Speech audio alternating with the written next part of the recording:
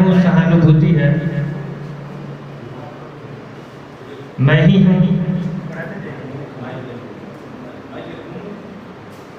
आत्मा अनुभूति है, मैं हूँ न।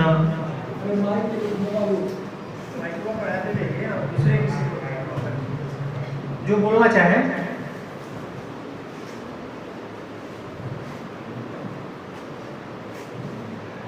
अगली बार हम नाम रख करके भी पूछने वाले हैं। मैं कौन हूँ समस्या समाधान। ठीक है सर, आप अपने अपने विचार रखें।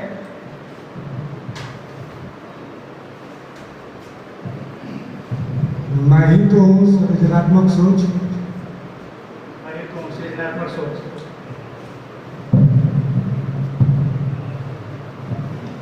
मैं हूँ आत्मानुभूति। ठीक है।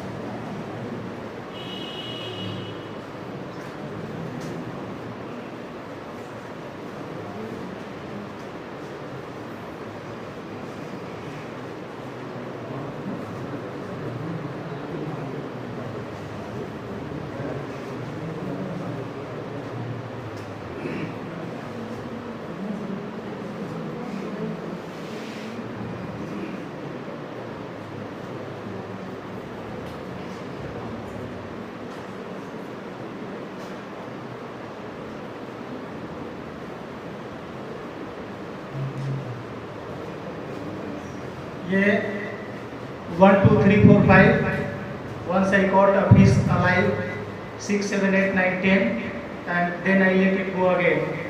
जूनियर वर्ग में इसको बच्चों को सिखाया पढ़ाया जाता होगा। तो आप इसमें जीवन कौशल खोजें कि क्या इसमें भी इधर से कोई जीवन कौशल है।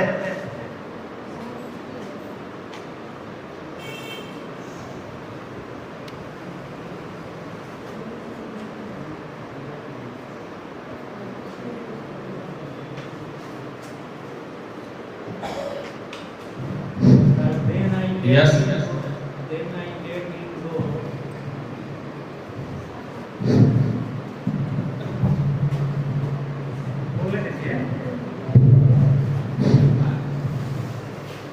यस सर, इसमें जो जीवन कौशल का जो कुछ स्टेंजा नजर आ रहा है, जैसे 1 2 3 4 5 once I caught a fish alive. Alive जो वर्ड है जीवंतता का प्रतीक है, और जहाँ पर जीवंतता है, सजीवता है, वहाँ पर सृजनात्मक सोच का परिचय होता है। और आगे है सर, फिर राइमिंग स्कीम को फॉलो करते हुए 6 7 8 9 10 then I let him go again. फिर यहाँ पर उसको जाने देने की बात करता है, फिर वो जीवित होने की बात करता है। तो मेरे समझ से इसमें सहानुभूति के साथ साथ सृजनात्मक सोच का भी परिचय है मेरे समझ से। धन्यवाद सर। हालांकि हमारी अपेक्षा जो है, और हमने पहले कहा भी है कि आप हमको संक्षिप्त उत्तर इसमें से खोज कर देने का प्रयास करें, न कि एक्सप्लेन करें। हो सकता है कि मेरे दिमाग में ये चल रहा हो कि आप कहें और हम किसी दूसरे से पूछें कि ठीक है सर का ये जवाब है, आप थोड़ा सा इसको एक्सप्लेन करके बताएं कि कैसे सर ने इसमें ये खोजेंगे। सर इसमें प्रभावी संप्रेषण का अभिव्यक्ति है। प्रभावी संप्रेषण, ठीक है। अच्छा हेमंत सर, क्या इसमें हम सहानुभूति देख पा रहे हैं कहीं? हाँ सर, इसमें हम सहानुभूति देख रहे हैं, when we say that let him go out। तो देखिए, मेरे कहने का मतलब ये है ना कि आप एक से अधिक कौशल भी खोजें।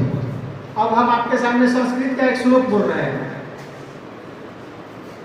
जिसमें विद्यार्थी के लक्षणों की चर्चा की गई है। काक चेष्टा बको ध्यानम स्वान निद्रा तथैव च अल्पाहारी गृह त्यागी विद्यार्थी पंच लक्षण।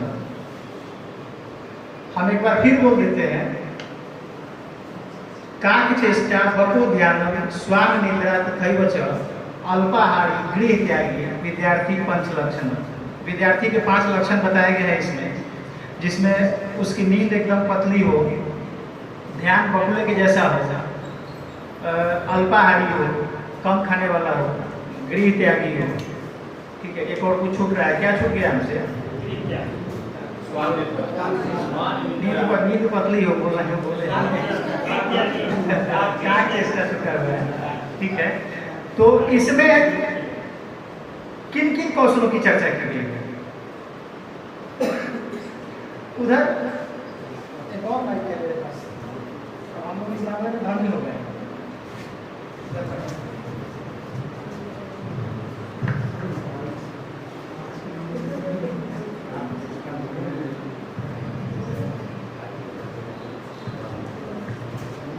अर्चना मैडम, आप संस्कृत की शिक्षिका हैं, आप बताएं।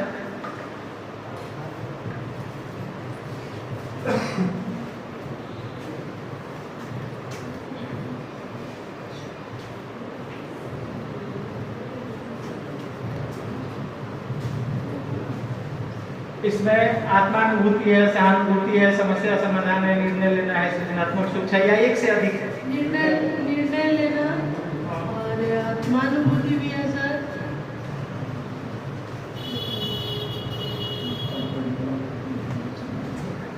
अष्टादश पुराणेषु व्यासस्य वचनं द्वयम्। दूसरा बोल रहे हैं हम, अष्टादश पुराणेषु व्यासस्य वचनं द्वयम्, परोपकार पुण्याय पापाय परपीडनम्। सहानुभूति, सृजनात्मक सोच,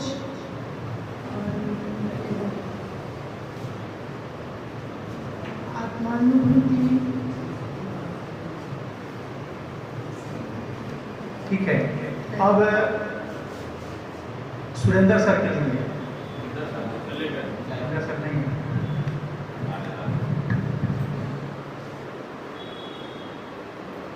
हम 2 बातें आपके सामने रख रहे हैं, जैसा कि एक तो पहले लिखा हुआ था सिर्फ सहानुभूति के लिए कि sympathy is far greater than gold. एक हिंदी में शेर कहा जाता है कि मारना है अगर किसी को तो मारो उसे एहसान से, ऐसा न मारो कि मर जाए वो जान से। जान का मारा कभी लौट के आ सकता नहीं, जान का मारा कभी लौट के आ सकता नहीं, एहसान का मारा कभी सर उठा सकता नहीं। हम आपकी तरफ से ये चाहेंगे कि आप हमें सहानुभूति और एहसान में कोई 2 अंतर बताएं। 2 बातें हमने आपके सामने रखी है, एक वो sympathy is far greater than gold, दूसरा ये शेर पढ़ा। दोनों का तुलनात्मक विवेचन करके, या आपके दिमाग में कुछ और हो, सहानुभूति और एहसान क्या दोनों एक ही चीज है या दोनों में कुछ फर्क है? यदि फर्क है तो कम से कम 2 अंतर।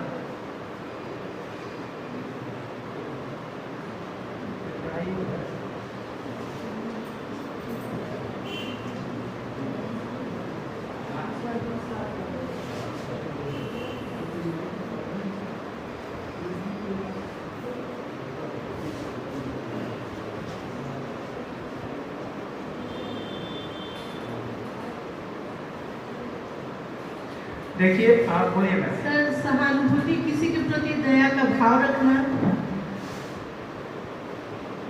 सहानुभूति किसी के प्रति दया का भाव रखना, और एहसान किसी पर उपकार करके और उसको जताना कि हमने ऐसा आपके लिए किया।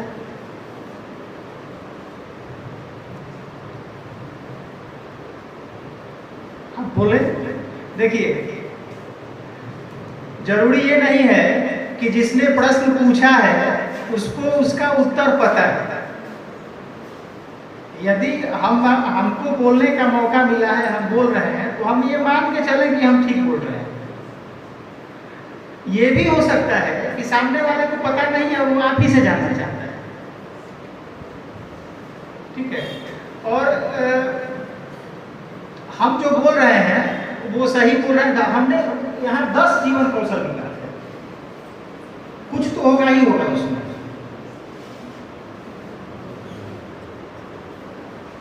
ठीक है, अब आगे बढ़ते हैं। देखिए, कौशल है तो हम कुशल हैं, और यदि हम कुशल हैं तो फिर सब कुछ मंगल ही मंगल। सुरेंद्र सर लेट आए थोड़ा सा, इसलिए क्या सर आपके लिए एक प्रश्न था और हम फिर से रिपीट कर रहे हैं उसको। सहानुभूति के संबंध में कहा जाता है कि sympathy is far greater than gold, जैसा कि सर ने बहुत अच्छे से एक्सप्लेन भी किया था उस चीज़ को, कि सहानुभूति जो है वो सोने से या किसी बेशकीमती चीज़ से भी कीमती है। एक और चीज़ आता है सहानुभूति से मिलता जुलता, एहसान। तो एहसान के लिए हमने अभी एक शेर पढ़ा था कि मारना ही है तो मारो किसी को एहसान से, ऐसा न मारो कि मर जाए वो जान से। जान का मारा कभी लौट के आ सकता नहीं, एहसान का मारा कभी सर उठा सकता नहीं। प्रश्न मेरा ये था सर कि सहानुभूति और एहसान दोनों एक ही चीज है कि दोनों में कुछ फर्क है, और यदि फर्क है तो क्या है?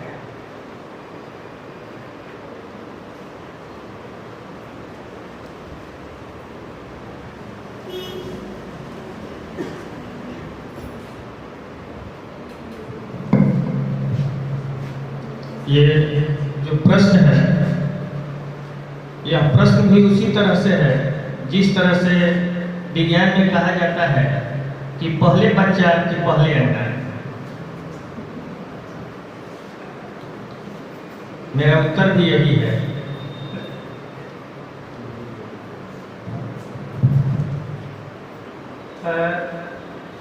और किसी को कुछ भी इसके संबंध में कुछ कहना है?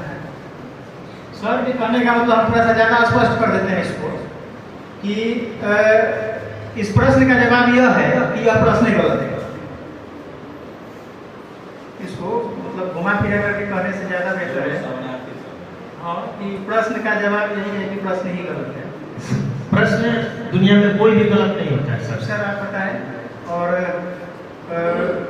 सहानुभूति अगर शब्द आती है तो वो एहसान नहीं समझा जाता है उसको, यानी जहाँ सहानुभूति होगी वो एहसान की बात नहीं होती है। प्रश्न को एक बार हम और स्पष्ट कर देते हैं सर।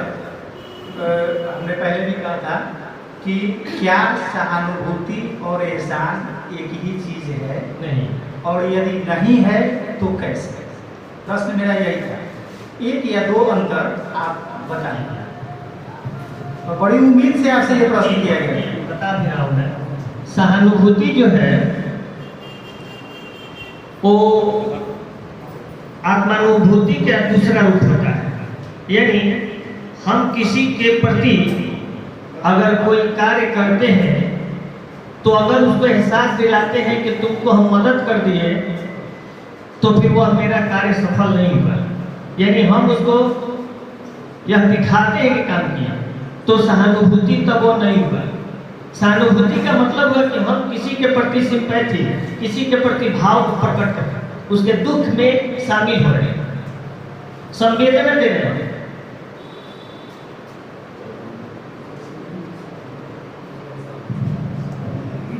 सहानुभूति प्रकार होता है, एक सक्रिय होता है और एक निष्क्रिय होता है। तो सक्रिय होता है कि हम किसी को हंसते हुए देखते हैं तो हम हंसने लगते हैं, रोते हुए देखते हैं तो रोने लगते हैं।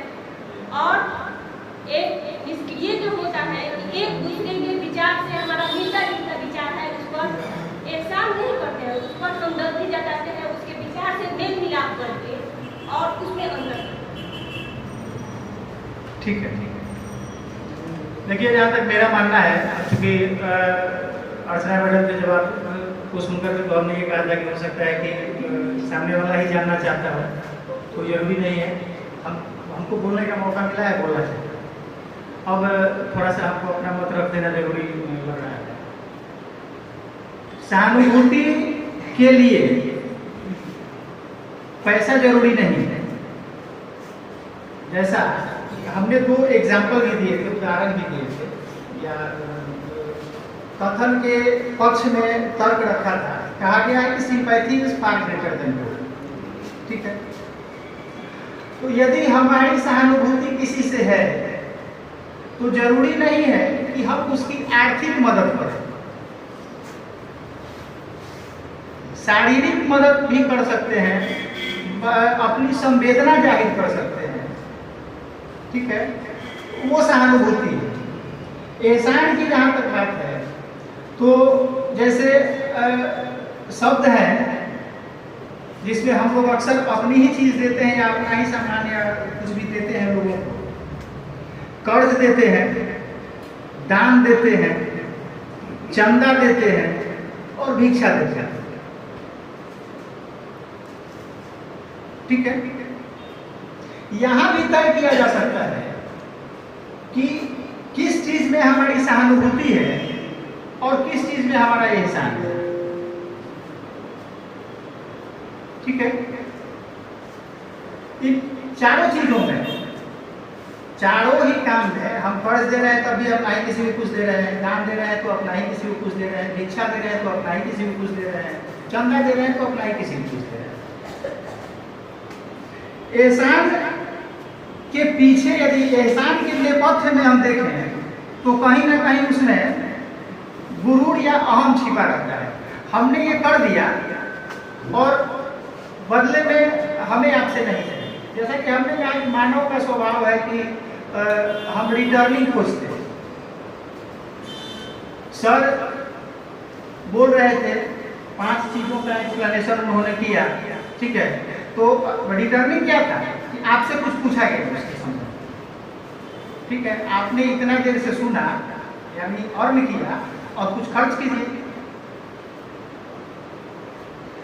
चलिए आगे बढ़ाते हैं। 5 टॉपिक के बाद ये छठा जो है वो है प्रभावी संप्रेषण।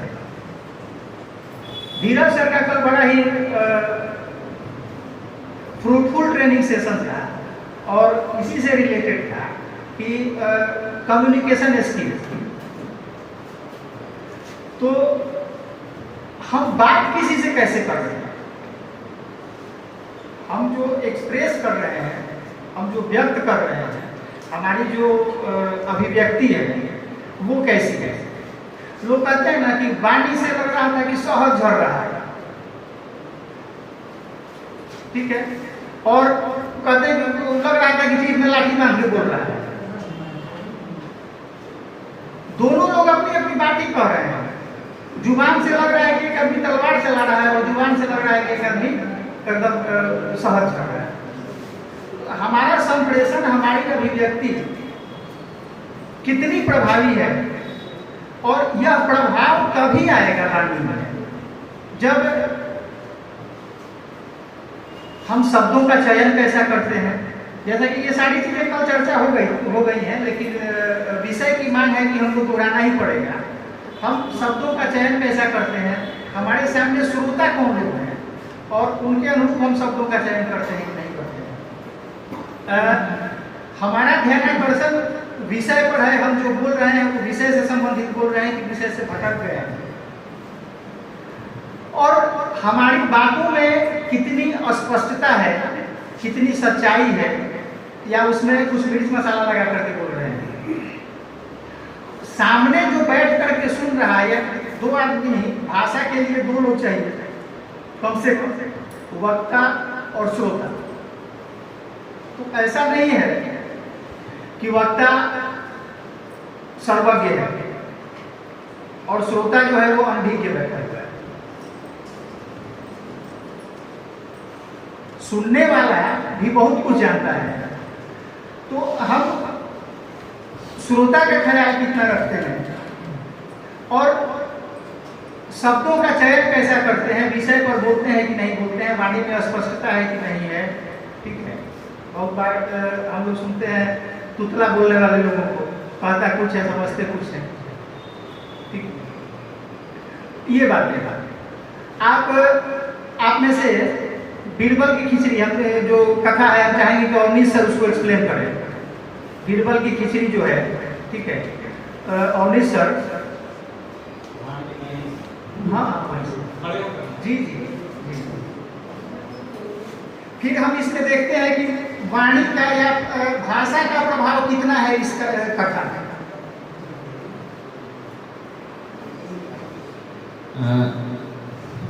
जहाँ तक इस कहानी की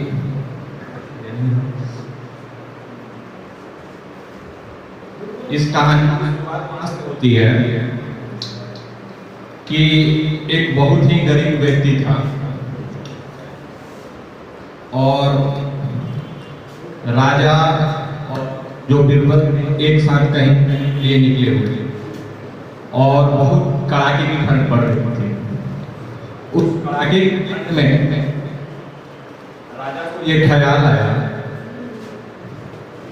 कि इतनी जो ठंड है कड़ाके की, अगर कोई रात भर इस तालाब वाले सरोवर में खड़े रह जाते हैं तो हम उन्हें सोने से भरी मुद्राएं उपहार के स्वरूप में देंगे। ये बात उस गरीब व्यक्ति को पता चली और जब पता चली तो उस के हिसाब से वहां उस सरोवर में पूरे रात भर खड़ा रहा। जब वो अपनी शर्त की स्थिति पूरा किया तो वो राजा के पास गए और उन्होंने राजा से कहा कि आपके शर्त के मुताबिक मैं पूरे रात उस सरोवर के जल में खड़ा रहा। राजा ने उनसे एक प्रश्न पूछा कि आखिर आप जो रात भर उस सरोवर में स्थित रहे तो उसके पीछे क्या कारण था। तो उस व्यक्ति ने बहुत स्पष्टता से कहा कि महाराज, मैं रात भर आपके महल से एक दीपक का लौ जल रहा था, उसी को देखते हुए पूरे रात मैंने उसे काट दिया। इस पे राजा को शक हुआ और उन्होंने शर्त के हिसाब से जो सोने के मुद्राएं बेग थी वो देने से मना कर दिया। ये बात बीरबल को अच्छी नहीं लगी और बीरबल एक दिन, 2 दिन, 3 दिन दरबार आना बंद हो गया। तो राजा ने ये अपने सेवकों से आदेश किया कि आखिर वो क्या कारण है बीरबल दरबार नहीं पहुंच रहे हैं। तो पहला दिन जब सेनापति गए पता करने, चला कि बीरबल वहाँ खिचड़ी बना रहे हैं। तो बीरबल ने किया क्या था, एक मट्टी को ऊपर उन्होंने टांग दिया और नीचे आग लगा दी थी। एक दिन हुआ बीरबल दरबार नहीं पहुंचे, फिर प्रोसेस दूसरे दिन हुआ, तीसरे दिन हुआ, खिचड़ी पकी नहीं रही थी, राजा से रहा नहीं गया और राजा जाकर देखे तो देखे कि मटका काफी ऊपर टंगा हुआ है और आग नीचे जला हुआ है। इस मूर्खता को देख के राजा बीरबल पर बहुत हंसे और बोले कि ऐसा कभी क्या हो सकता है कि इतनी ऊंची मटकी है और नीचे से आप आग लगा रहे हैं, तो ये खिचड़ी तो कभी नहीं पकेगी। उसी पर बीरबल ने ये बात अपने राजा को स्पष्ट कराई कि महाराज, जब एक गरीब व्यक्ति रात भर आपके दीपक के लौ से ऊर्जा प्राप्त कर सकता है तो मेरी खिचड़ी क्यों नहीं पक सकती है। जैसे ही ये बात बीरबल ने राजा को बताई, वो चीज पूरी तरीके से स्पष्ट हो गई। राजा ने उस व्यक्ति को सम्मान बुलाया और पूरी तरीके से वो पुरस्कार को देते हुए ये चीजें को स्पष्ट किया। तो ये थी अकबर और बीरबल की कहानी। धन्यवाद। एक्सक्यूज मी सर, जी अगर आप इजाजत हाँ दें। बोला जाए सर। ऐसा संप्रेषण शैली है जिसमें सृजनात्मक सोच भी है, प्रभावी संप्रेषण भी है और निर्णय लेने की भी उसमें कविता घड़ी गई है। यदि आपकी इजाजत हो तो चंद लाइनों के माध्यम से। सेकेंड सेशन में प्लीज, सेकेंड सेशन में क्योंकि इसमें सृजनात्मक सोच। जी जी बिल्कुल बिल्कुल सर। वो गतिविधि के लिए ही निर्धारित है और वो 2 घंटे में हम लोग फुल कर दे जो करना। जी सर।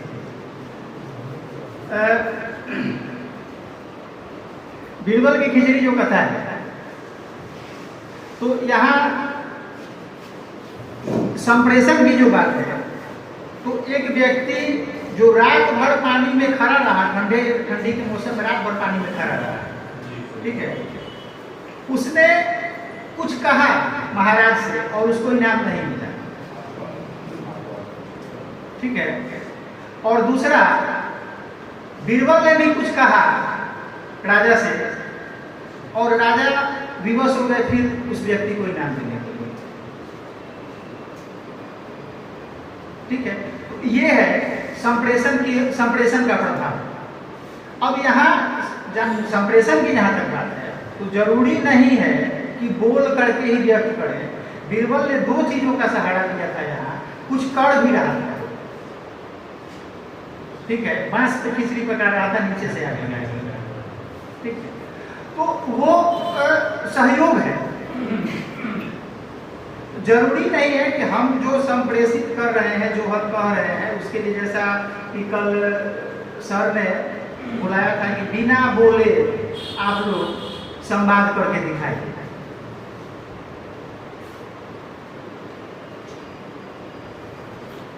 अगला है अंतःवैयक्तिक संबंध।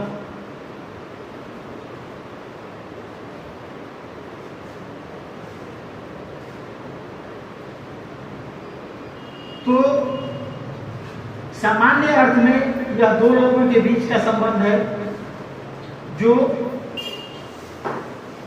अस्थायी भी हो सकता है और स्थिर भी, लेकिन इसका दायरा ध्यान से देखा जाए तो काफी बृहद और दृढ़ होता है। यह पारिवारिक, सामाजिक और सांस्कृतिक प्रभावों के संबंध से निर्मित होता है तथा दिखता भी सब एक का दूसरे से संबंध, अंतःवैयक्तिक संबंध। तो यह संबंध, एक से दूसरे का संबंध जो है, यह बड़ा जरूरी बनता बहुत देर से है और तुरंत चटक जाता है। रहीम कवि का दोहा आता है, रही मन धागा प्रेम का मत तोड़ो चटका, टूटे पे फिर ना जुड़े, जुड़े गांठ पड़ जाए। तो यदि संबंध बन गया, या तो हम संबंधों के प्रति सजग रहे, सचेत रहे और हम बहुत ज्यादा अपना दायरा न बढ़ाएं और इसको विस्तार न रहे, और यदि जुड़ गया, बन गया, तो नफा नुकसान का ख्याल किए बगैर इसको चलने दें। और यही काम, यही बात वर्ग कक्ष में हमें अपने छात्रों को सिखानी होती है, बतानी होती है।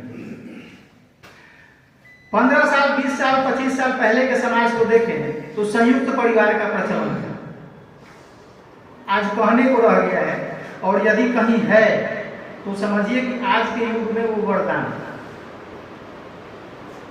तो धीरे धीरे एकल परिवार का, छोटा परिवार, सुखी परिवार, ठीक है, हम दो, हमारे दो वाली बात जैसे जैसे भूखी पिलाई गई है, जो भी हुआ हमारे दिमाग में बढ़ते गया और हम छोटा परिवार, सुखी परिवार की ओर भागना पड़ा।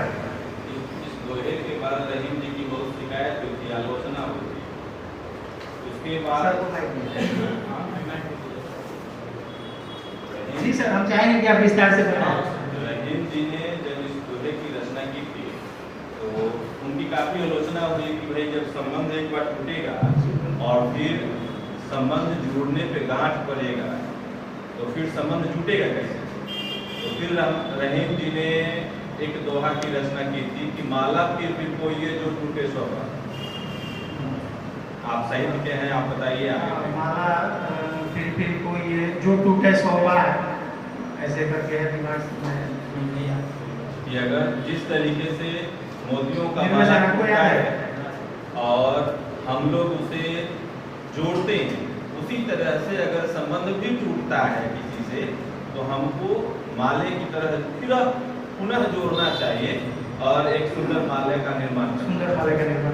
तो यही बिल्कुल सही बात है सर, और यही चीज इसी तरफ अभी हम अग्रसर भी हो रहे थे कि संयुक्त परिवार से हम एकल परिवार बन रहे हैं और हम ये मानने लगे कि छोटा परिवार जो है वो सुख का आधार है, सुखी परिवार। लेकिन जब हम किसी विषम परिस्थिति में गिर जाते हैं, सपोज दैट घर में 4 आदमी है, एक आदमी की तबीयत खराब हो गई, और देखिए कि छोटा परिवार कितना सुख देने वाला है, ठीक है। और यहाँ संबंधों की कितनी जरूरत है, और आखिर ये बात सत्य होती है, साबित होती है कि फिर रहीम को ये क्यों लिखना पड़ा कि माला यदि टूट करके माला का मोती बिखर गया तो फिर से जोड़िए उसको।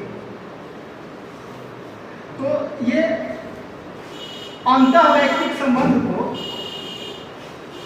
देखने और समझने वाली बात है। सॉरी और प्लीज शब्द, इसके पहले एक और ट्रेनिंग हम लोग किए थे जिसमें वो ग्रेटिट्यूड की बात की। सॉरी और प्लीज कहने में क्या जाता है? बड़े बड़े जो जापान, अमेरिका, ब्रिटेन विकसित देश जो हैं, तो वहाँ यदि अपने प्यून से कोई पानी नहीं मांगता है तो प्लीज गिव मी वाटर बोलता है, और देने के बाद थैंक यू जरूर बोलता है उसको। इससे उसका कद घटता थोड़े ना है। एक संबंध जो है, संबंध में प्रगाढ़ता है। संयुक्त परिवार टूटे और धीरे धीरे वृद्धाश्रम का चलन, हालांकि मिडिल क्लास फैमिली के लिए नहीं है ये चीज, बहुत छोटे क्लास के लिए भी नहीं है, लेकिन जो बहुत अधिक ऊपर चले गए हैं, हालांकि अभी आपको प्रत्यक्ष देखने का अनुभव प्राप्त नहीं है, भगवान न करे कि हो, लेकिन सुना जाता है कि बड़े बड़े सब हैं।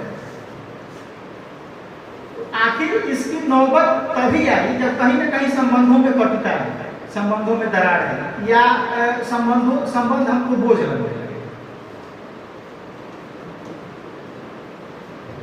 आज शिक्षा के साथ साथ संस्कार देना बहुत जरूरी है। यह भी जीवन कौशल का ही रूप है, जो अंतःवैयक्तिक संबंध हम देख रहे हैं कि इसमें जुड़ा हुआ है। पहले के माता पिता मछलियों को दाना खिलाना सिखाते थे, कागज पे राम राम राम राम लिखते थे, आटे में भर करके गोली बनाते थे, बच्चों को साथ में लेते थे, नदी या तालाब में जाकर के मछलियों को खिलाते थे।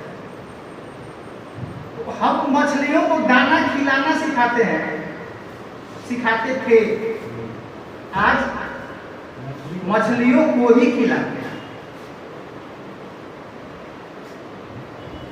ये अपनी संतान के प्रति प्यार, दुलार, स्नेह जाहिर करने का एक तरीका है, ठीक है। भूजा खाना पिछड़ेपन की निशानी है, बर्गर खाना हम एडवांस हो गए हैं।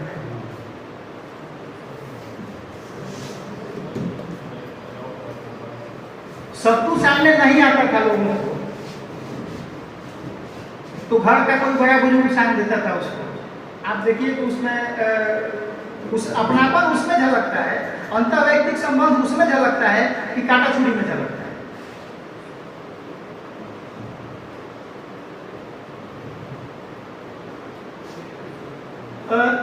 चर्चा चली और ये मुद्दा सबसे ऊपर ही अदालत कर देगा कि बेटी को ही माँ बाप के देख रेख की जिम्मेदारी दे दी है। यदि बेटी को माँ बाप के देख रेख की जिम्मेदारी दे दी जाती है तो वृद्धाश्रम की आवश्यकता नहीं है। सही बात है, बेटियां बेटों से कहीं अधिक अपने माता पिता का ख्याल रखते हैं, लेकिन कोर्ट की टिप्पणी थी कि यदि बहू अपने ससुर को ही माता पिता मान ले तो भी ये नौबत नहीं आएगी।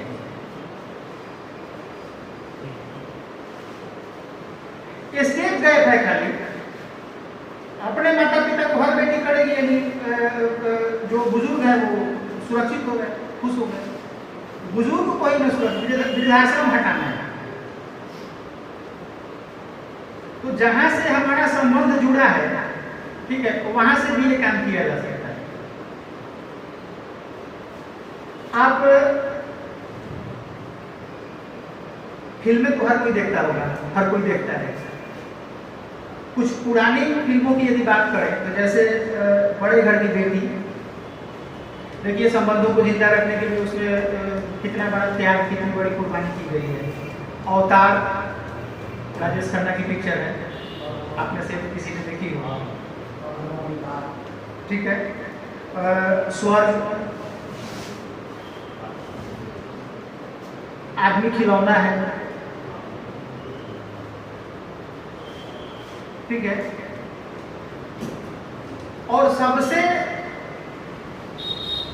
बड़ी पिक्चर जो है, जिसको कहा जा सकता है कि सबसे उम्दा अंतःवैयक्तिक संबंध के लिए, तो वो है दोस्ती। अंधे और लंगड़े की जो कहानी उसमें दिखाई गई है,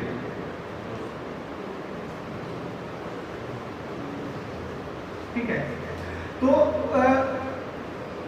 बजाय इसके छात्रों के दिमाग में आधुनिकता घूम रही है, नए जमाने के गाने घूम रहे हैं, नए जमाने के एक्ट्रेस घूम रहे हैं।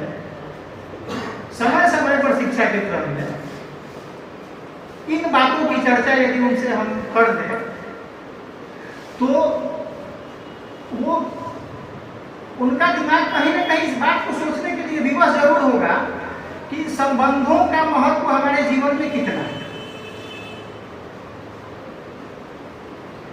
फिर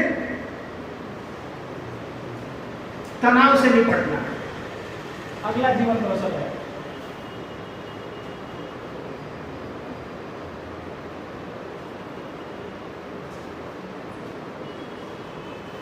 तो इसने किसी को नहीं छोड़ा है। चिंता को चीता से भी बड़ा माना गया है, इसलिए कि चीता मुर्दों को जलाती है और यह जिंदों को जलाती है। चीता से चिंता कहीं अधिक बड़ी। अपने लक्ष्य को लेकर के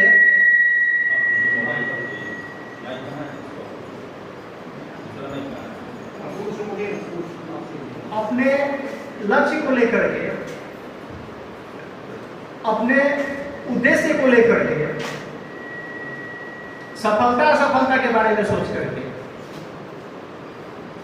विद्यार्थी अक्सर तनाव में आते हैं, खास करके जब परीक्षा का समय रहता है। परीक्षा को वो एक बहुत बड़ा युद्ध मानते हैं। तो परीक्षा का ऐसा क्रिएट कर दिया जाता है या किया जाता है कि उसको एक युद्ध से कम नहीं मानते। दूसरा चीज कि विद्यार्थी तनाव में क्यों आते हैं, तो हम अभिभावक के तौर पर अक्सर नंबर का प्रेशर उन पर बनाए हुए हैं। नंबर बहुत अधिक आना कोई बहुत बड़ी सफलता अर्जित कर लेना नहीं है, और नंबर कम आना असफलता की बहुत बड़ी निशानी नहीं है। वो दिव्य कीर्ति वाले कौन सर हैं, विकास हाँ, तो कहते हैं कि मेरा मानना है कि 95% और 92% वालों से अच्छे होते हैं 80-85 के बीच वाले। बहुत हद तक छात्रों को किताबी कीड़ा बना देना भी शिक्षा का उद्देश्य नहीं हो सकता है, और जितना अधिक किताबी कीड़ा बनेगा उतना अधिक तनाव में आएगा। जितना हमने पढ़ा है, जितना हमने पढ़ाया है, जितना हमने सीखा या सिखाया है, उसके आधार पर विद्यार्थी यदि परिस्थिति से सामंजस्य दिखाए, उससे कदम डाल करके आगे बढ़े, तो वो उनके लिए ज्यादा बेहतर है, ज्यादा फायदेमंद है। कभी कभार एक साथ कई सारी समस्याएं आ जाती हैं।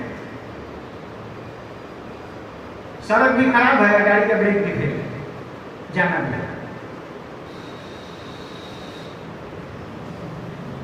तो इस परिस्थिति में हमको तय ये करना होता है कि पहले की समस्या का निराकरण है। यदि बुखार भी लगा है, दर्द भी है शरीर में, और पैर का अंगूठा कट गया, दूसरी तरफ माथा भी फूट गया, समस्याएं तो सब है, सब का इलाज करना जरूरी है। पहले किसका करें?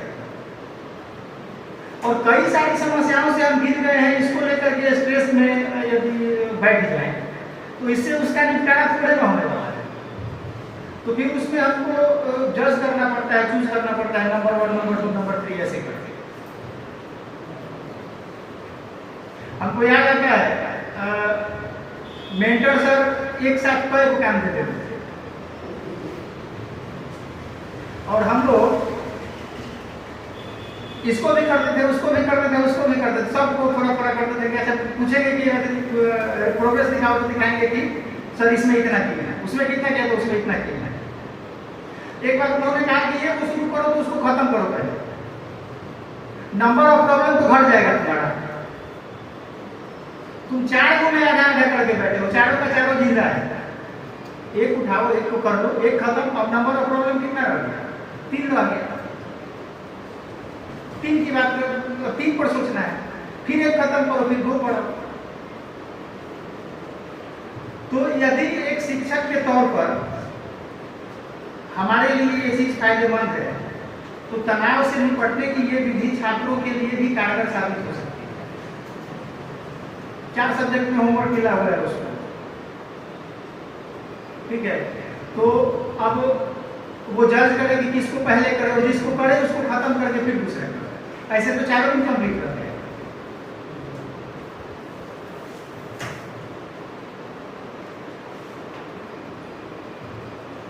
सर आपकी दोहा को मैं कंप्लीट करूँ? क्यों सर? कर दिया जाए। सर वो दोहा इस प्रकार है, टूटे सूजन मनाई जो टूटे सोबा, रहीमन पुनी पुनी कोई जो टूटे मुक्ता। टूटे सूजन मनाइए जो टूटे सोबा। सूजन मतलब सर हाँ, कोई सज्जन व्यक्ति यदि रूठ गया है तो मनाइए उसको, और 100 बार मनाना पड़े तो 100 बार।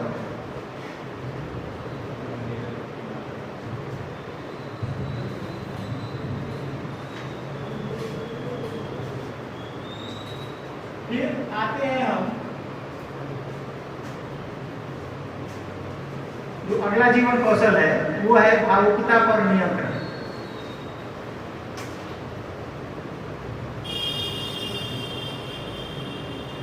जैसे अर्चना मैडम है हमारे, बहुत जल्दी इमोशनल हो जाती है किसी बात से।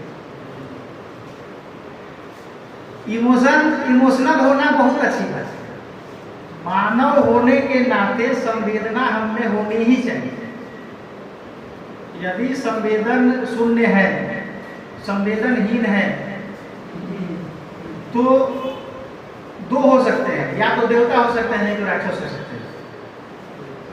यदि मानव है तो संवेदना हमें होगी ही होगी। लेकिन कभी कभार जैसे कहा गया है ना कि excess of anything is too bad, अधिकता बहुत अधिक अच्छी बात नहीं है। तो फिर ये भी कहा गया है कि too good is too bad, बहुत अच्छा होना बहुत खराब है। तो आवश्यकता से अधिक इमोशनल हो जाना भी हमारे लिए दुख का कारण बन जाता है। वो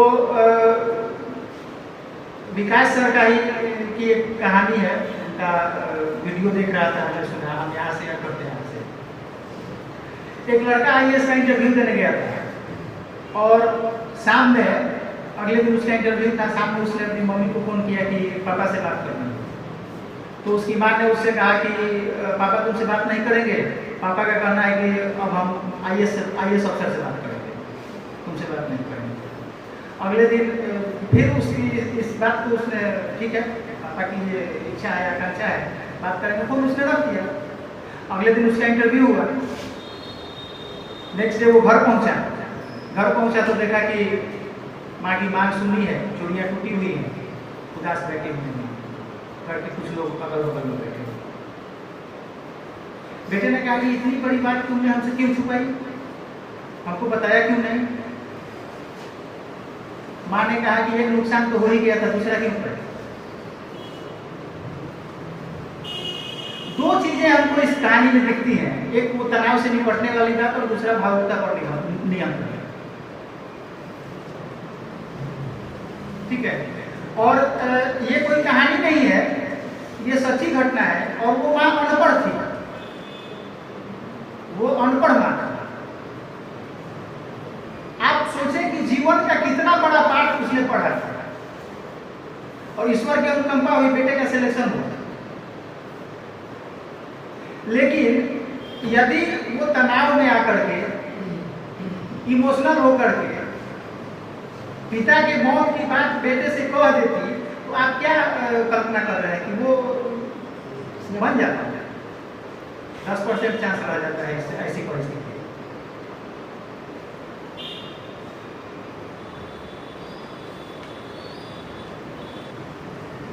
और सबसे बाद में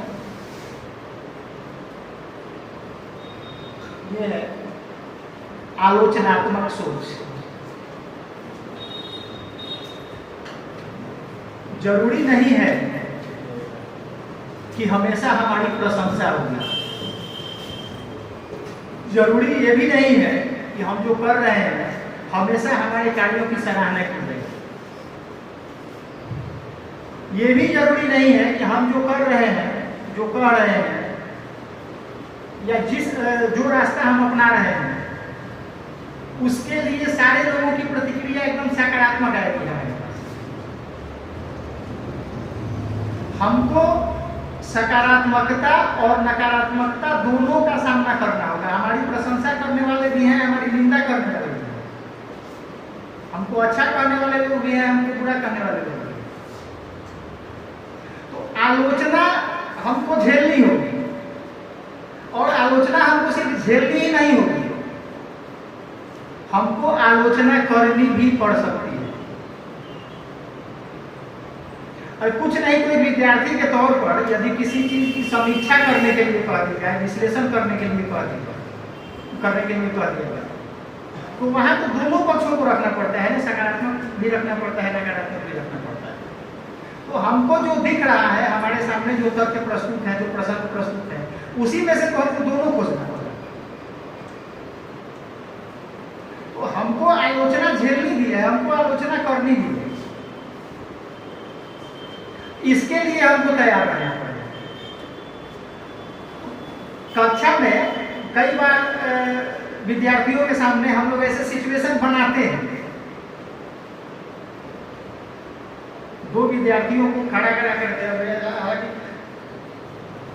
तुम्हारे बारे में ये कह रहा है। कई बार हम लोग सिचुएशन क्रिएट करते हैं, ठीक है।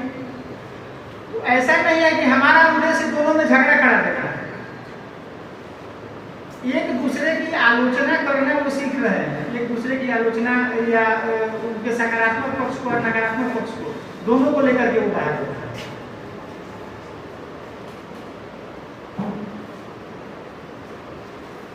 विवेकानंद गए थे विदेश, तो वहाँ उनको चिढ़ाने के लिहाज से या कमतर दिखाने के लिहाज से वहाँ उन लोगों ने श्रीमद् भगवत गीता को सबसे नीचे रखा और उसके ऊपर अन्य धार्मिक ग्रंथों को जगह दी।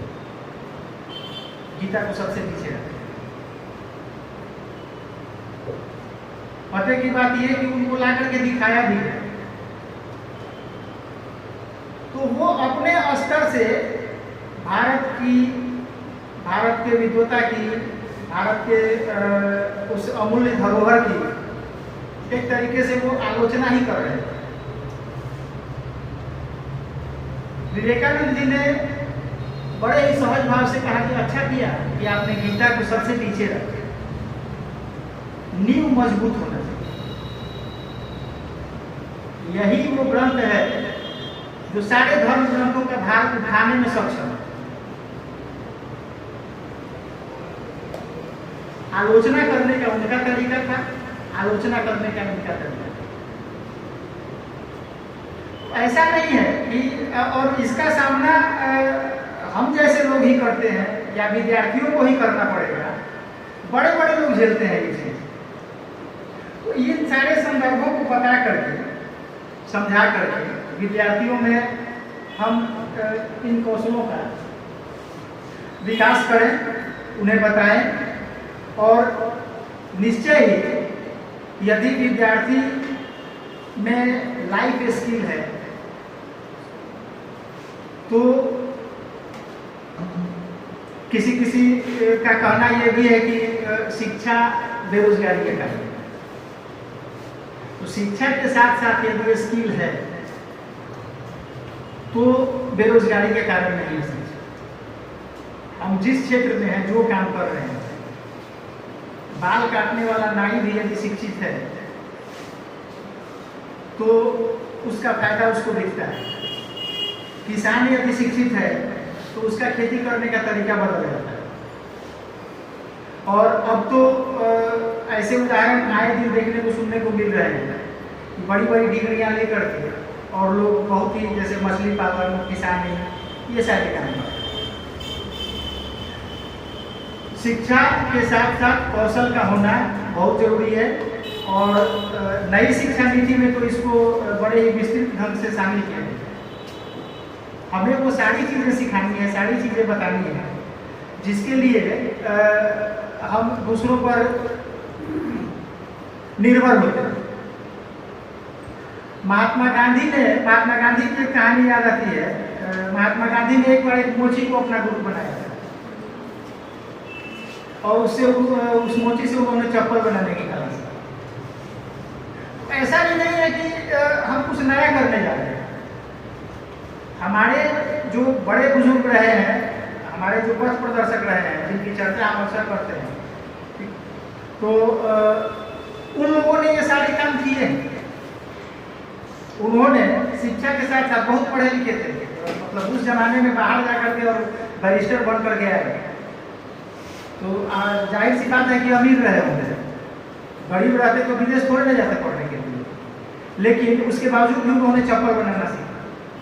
हम लोग ऐसे ऐसे कामों को स्टेटस से जोड़ करके देखते हैं, और यही से तनाव में घिरते हैं, समस्याओं में घिरते हैं, या रोजगार का, बेरोजगारी का बहाना बोलते हैं। विद्यार्थी को बहुआयामी बनाए, सर्वगुण संपन्न, या एडवर्टाइज में लिखे जाते हैं सर्वांगीण विकास, तो सर्वांगीण विकास इसके लिए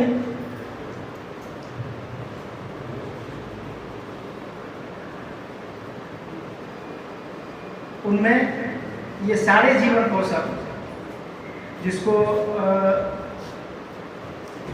रविशंकर सर ने या मैंने अपनी क्षमता, अपनी योग्यता के अनुरूप बताया, इसको अपने जीवन में उतारने के साथ साथ छात्र इससे अधिक कैसे लाभान्वित हो,